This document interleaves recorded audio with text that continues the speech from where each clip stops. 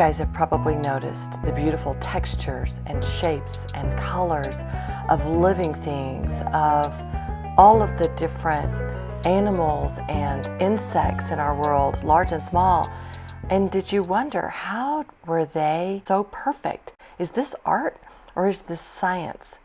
Well, I think it's a little bit of both. So let's have fun this week and think about art and science.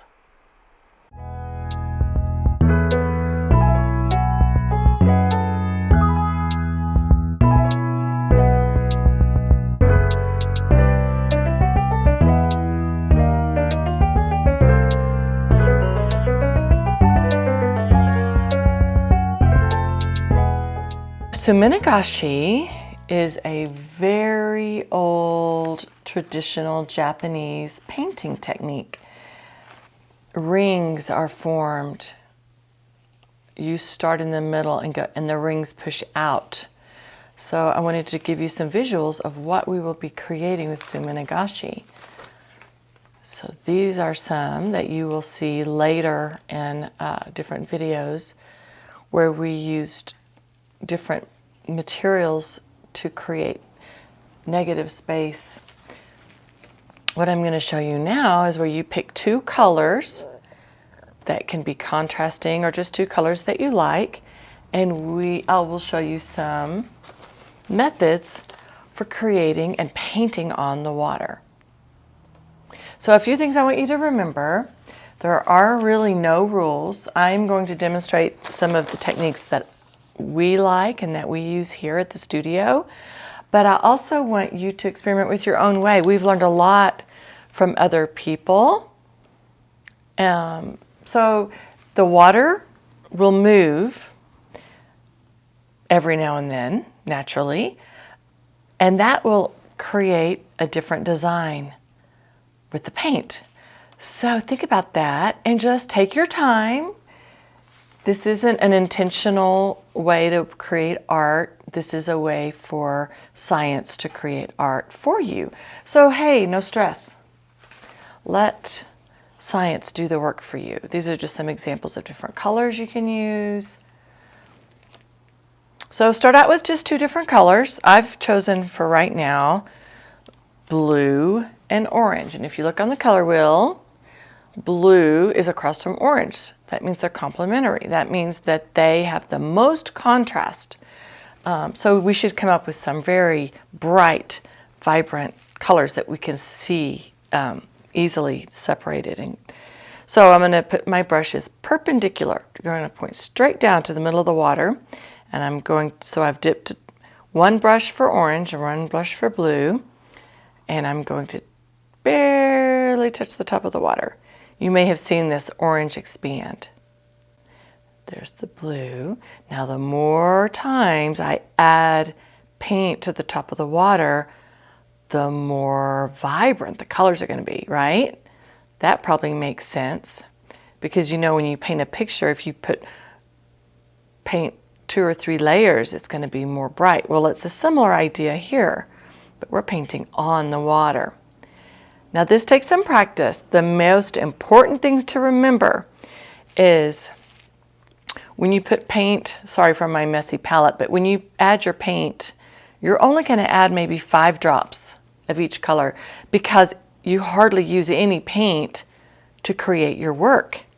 1 brush for each color. That's why we start out with 2 colors. So later you can get crazy and start mixing, and kind of at the end of the day, it's kind of fun to just start mixing your colors a little bit. But for right now, we are just starting out, so we're going to use 2 colors. And this is the traditional Suminagashi, which is a circle and a circle, and they just keep expanding, keep expanding. And actually, this is more about experiencing relaxation and creating something beautiful. It's almost the best part is this part right here. So just keep going. You can go on and on and on. The Suminagashi masters, they use a huge vat of water, and they would do this hundreds of times. if not thousands of times. So the inner circle is round. See how the outside is starting to move? Probably because as I talk, my breath pushes. So you just play, and during this week, we have quite a few videos, and we have more on our YouTube channel that you can check out that just provide ideas for different ways to create. But just have fun. Remember, there's no rule. The main thing is don't dip your brush all the way in the water. You barely want it to touch the top. Barely want it. And you don't want your brush to lay flat this way. Point it so that when your paint touches the water, it makes one little dot. If you lay your brush on the side, it won't create a dot. It'll create a line, which is fine. You should experiment with that and see what happens. That's how I learned. So that's beautiful. Okay, I'm going to put my paint brushes down, and I am going to grab some of my Japanese paper. Now you guys in your kit have a lot of paper. It doesn't look like you have much paint. People always expect a lot of paint, but it lasts a long time. I put down 5 drops of paint. I've already got a whole painting here, and I've got enough for 2 or 3 more paintings. So now you select where you want to print. Whatever's on top of the water is what's going to print, and you're going to kind of give it a little bit of a curve like that. Okay, now it's curved. I'm going to say 1, 2, 3. I'm going to let go. Ready? 1, 2, 3. It's going to land in the middle first and go out. That gets rid of the air bubbles. Now your painting captured. You can rinse it a few times. Just be very aware that this paper is very fragile when it's wet. So you have to it takes a little practice handling it. Look how great that turned out. Whoops, I'm trying to get used to I'll show you some of these dry. All right, so that's how you make the circular traditional Suminagashi.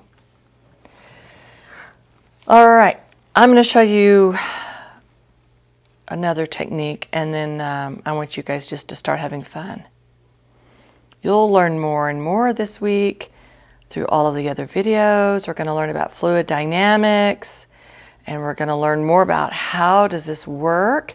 I want you guys to be thinking, how does the paint sit on the water?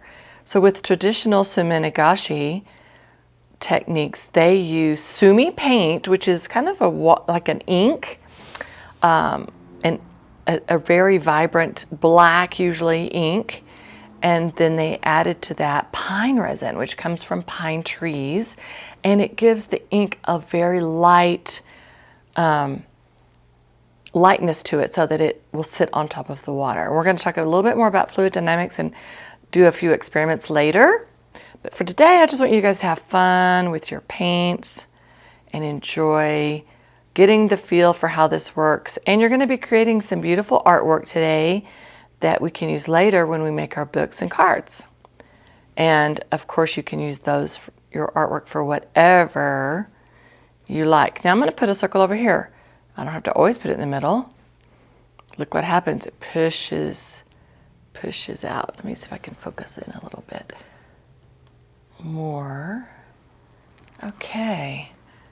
Let's see if I can do that again. Let's do one over here. Let's do one here.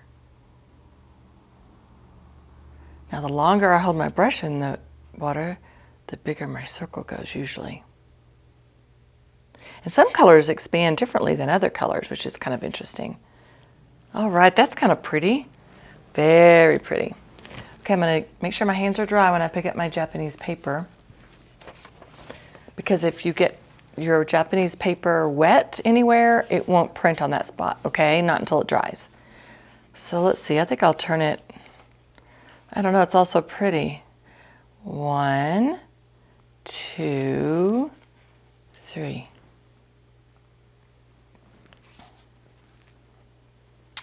Very pretty.